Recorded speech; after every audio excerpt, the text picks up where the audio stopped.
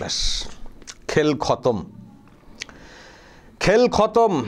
দর্শক দেখুন, ভারত আজকে প্রথমে ব্যাট করতে নেমে 247 রান করেছে 10 উইকেটে, কিন্তু 50 ওভারই খেলেছে, 50 ওভারই খেলেছে, লাস্ট বলে লাস্ট উইকেট পড়েছে।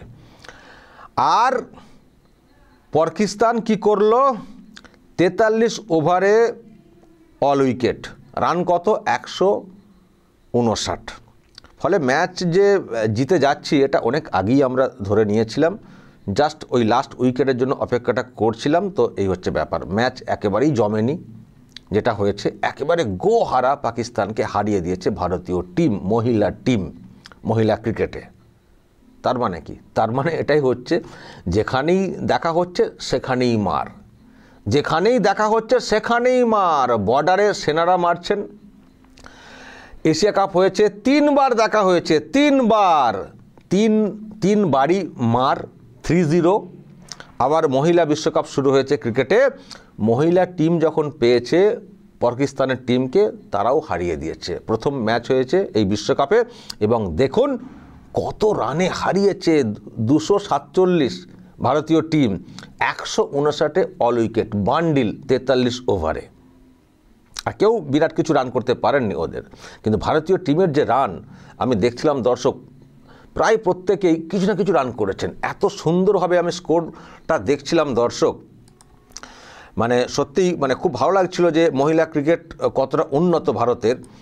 মানে আমরা তো আরও একটা কাপের আশায় রয়েছি, একটা কাপ তো জিতে, তো কাপ তো এখনও ঘরে ঢোকেনি, এশিয়া কাপ। পাকিস্তানের একজন, উনি এশিয়ান ক্রিকেট কাউন্সিলের হেড বলে কাপ নিয়ে চলে গেছেন, দেননি, দিতে তো হবেই।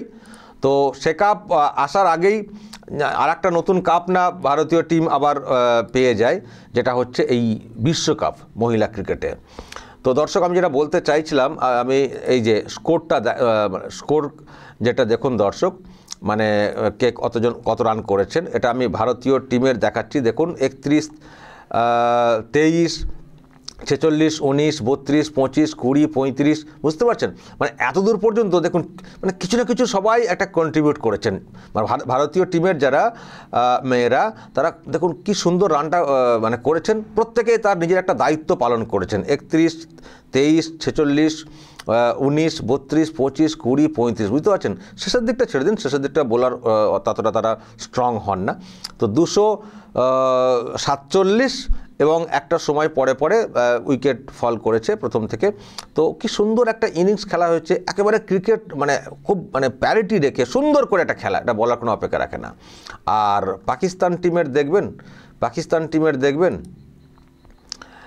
2-6, একজন 81, তারপর ব্যাস 2, 33, 2, 14, এই আর কি। 81টা তো অনেক কষ্ট হয়েছে নিশ্চয়ই, আর যারা পুরো খেলা দেখেছেন তারা ভালো বলতে পারবেন।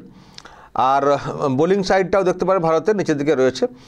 হয়তো মানে পুরুষদের ক্রিকেট যেমন হবে, মানুষ পুরোপুরি খেলা দেখেন, হয়তো এই খেলা ততটা অনেকে হয়তো দেখেননি, কিন্তু আমি তো জয়টার দিকে তাকিয়েছিলাম যে জয়টা শুধু কখন হবে, আমি সেদিকে। আমি ম্যাচ জমলো কি না জমলো ওটা আমার কাছে কোনো ম্যাটার করে না, আমি শুধু পাকিস্তানকে হারাতে হবে এটাই আমি দেখতে চেয়েছিলাম।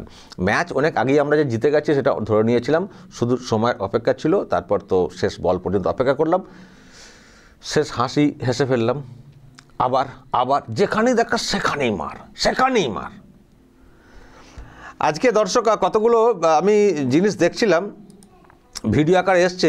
আজকে না টস নিয়ে কোনো একটা সমস্যা হয়েছিল, মানে পাকিস্তানের যিনি ফাতিমা সানা, ওনাকে বলতে দেওয়া হয়েছিল হেড না টেল, তো উনি নাকি টেল বলেছিলেন। তো যিনি কমেন্ট্রি করছিলেন তিনি মনে হয় শুনতে পাননি, তিনি শুনেছেন হেড, তো আবার হেডই পড়েছে। তো হেডটা পড়ার পরে মানে টেল বলার পরেও ফাতিমাকে মানে ওই উইনিং ক্যাপ্টেন হিসেবে তাকে ডেকে নেওয়া হয়, দিয়ে তার ডিসিশন জানাতে বলা হয়। তো মানে টসে হেরে গিয়েও জেতার মানে ব্যাপারটা ওনার হয়ে গেছিলো, এবং উনি সিদ্ধান্ত নেওয়ার একটা সুযোগ পেয়েছিলেন। তো মানে ফিল্ডিং করার সিদ্ধান্ত নিয়েছিলেন। তো ভারতকে প্রথমে ব্যাট করতে পাঠানো হয়েছিল, তাতে লাভ কিছু হয়নি।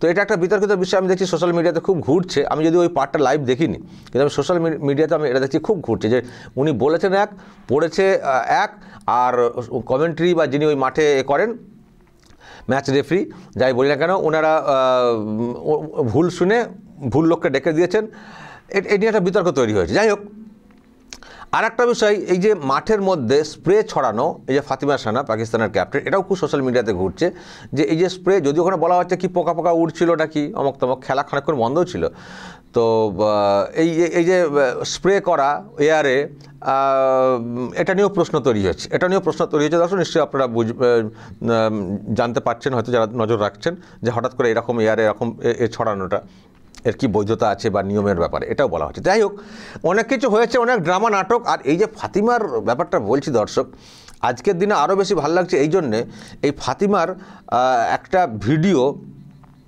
ভিডিও দর্শক এর আগে এসছিল, ওই মানে হারিস রউফ টাইপের, মানে মেয়ে কিন্তু তারও ঔদ্ধত্য কম না। এই যে এটা বুঝতে পারছেন, অপারেশন সিন্দুরের দেখাচ্ছেন যুদ্ধ বিমানকে ফেলে দেওয়া, সব মুনিরের নির্দেশ।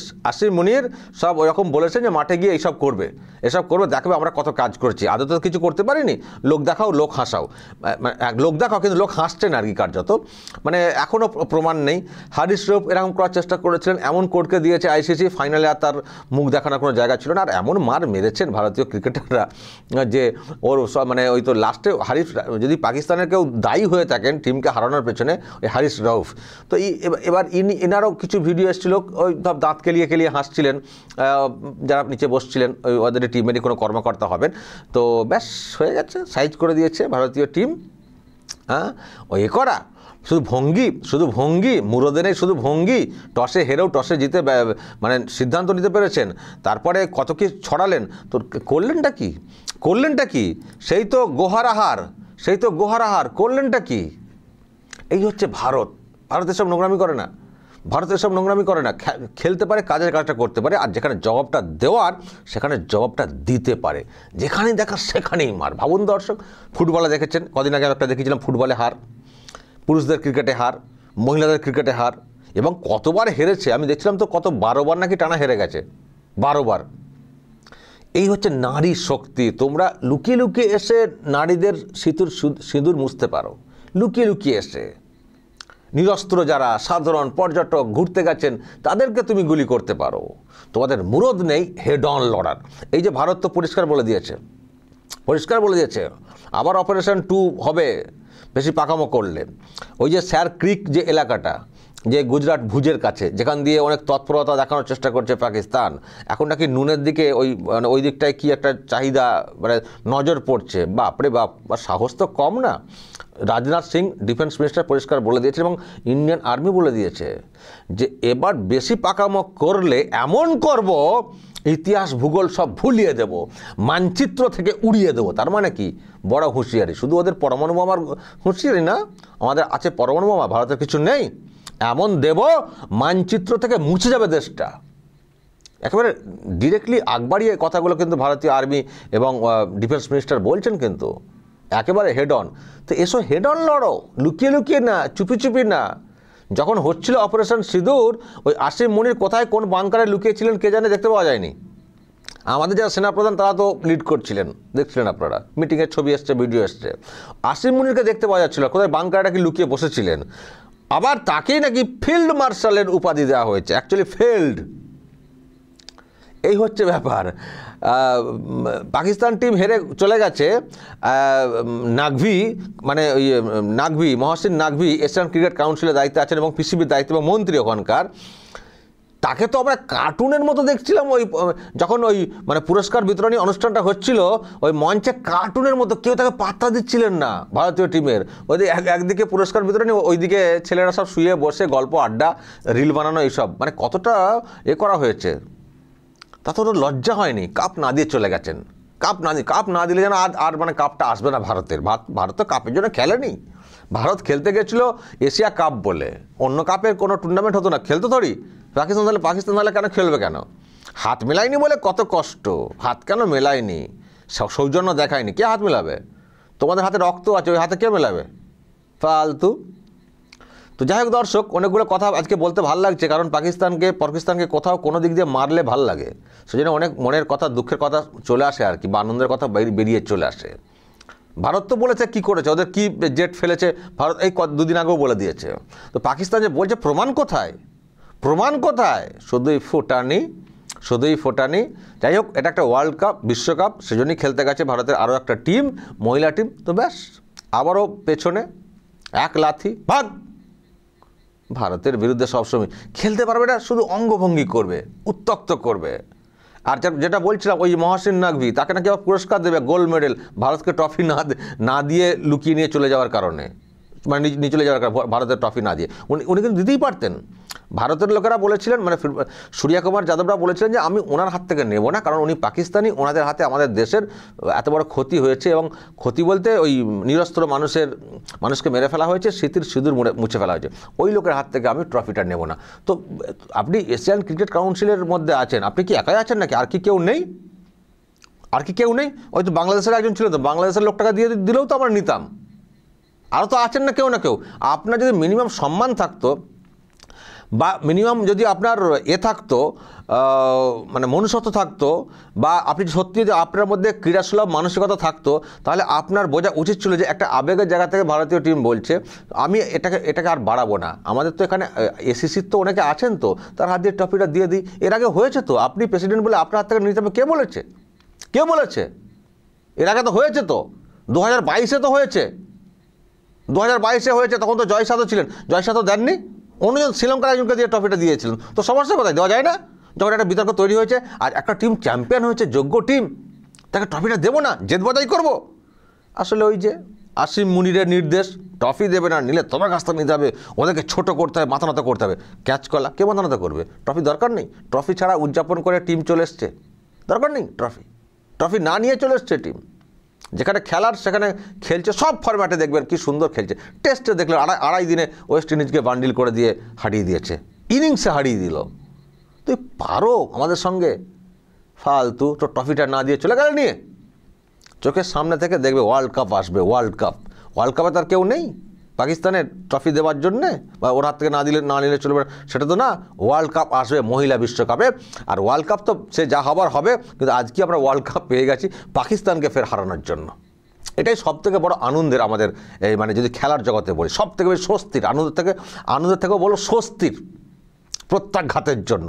যেখানে দেখবো সেখানেই মারবো, যেখানে দেখছি সেখানেই তো মারছি, তো আমাদের টিম তো মারছে। তো আমি আজকে খেলাটা দেখছিলাম, দর্শক, এমনিতে মহিলা খেলা অতটা দেখা হয়ে ওঠে না, দেখা উচিত আমাদের সবার। আমরা মহিলা খেলা বলে উপেক্ষা করি, কিন্তু আমি আজকে সবটা দেখতে পারিনি, আমি নিজেও একটু বাইরে ছিলাম যেহেতু, কিন্তু খেলা দেখছি। মানে লাস্ট উইকেটের আগের উইকেটটা ভাবুন তো, direct hit, captain direct hit, মহিলা ক্রিকেট রান আউট করেছেন। এইসব খেলা তো পুরুষদের ক্রিকেটে সবসময় দেখা যায় না, ডিরেক্ট হিট করে রান আউট। দেখতে ভালো লাগছে, কিন্তু আগে আমরা যেমন প্রথম অনেক আগে দেখতাম, তখন কিন্তু খেলার মান ততটা ছিল না, কিন্তু এখন মহিলা ক্রিকেটে খেলার মান যা দেখছি, মানে আপনি যদি হঠাৎ করে দেখেন ভুলে যাবেন যে এটা মহিলা ক্রিকেট না অন্য, মানে নর্মাল, মানে পুরুষদের ক্রিকেট। এত সুন্দর খেলার টেকনিক, শট, এবং মানে যে ধরনের হিটগুলো হচ্ছে, এবং অ্যাগ্রেসিভ ক্রিকেট হচ্ছে মহিলা ক্রিকেটে। ভাবুন, মহিলা ক্রিকেটে 50 ওভারে 247 রান, মানে কম কথা নাকি? একটা সময় এই রান পুরুষরা যে টিমটা খেলে, তাদের টিমে এই রানটা উঠতো না। এখন তো ওই মানে আছে না, পাওয়ার প্লে আছে আর আছে বলে রানটা একটু বেশি এসে যায়। কিন্তু একটা সময় 247 মানে বিরাট, 250 রানের স্কোর, মানে বিরাট স্কোর। সেই মনে আছে 92 বা তারপরেও বিশ্বকাপ হয়েছে 96, তখন 250 রান মানে বিরাট স্কোর, ফাইটিং। তো সেই রান করে ফেলছে মহিলা টিম। হয়তো বাউন্ডারি খানিকটা এদিক ওদিক আছে, সেটা অন্য বিষয়, কিন্তু হিট করছে তো টিমটা, খেলা কিন্তু দেখার মতো হচ্ছে। তো যাই হোক, সে তো আমরা যা দেখার দেখবো। আজকে তো বান্ডিল করে দিয়ে একেবারে গোহারা হারিয়ে দিয়েছে ভারত, এটাই সবথেকে বেশি স্বস্তির আমাদের কাছে। আর আবারও দর্শক শেষে বলবো, যেখানেই দেখবো সেখানেই মারবো। আসিম মুনির বলবেন কি, করবেন কি, ফের বান্ডিল হবে, ফের প্যাকেট বন্দি করে পাঠানো হবে পাকিস্তানে।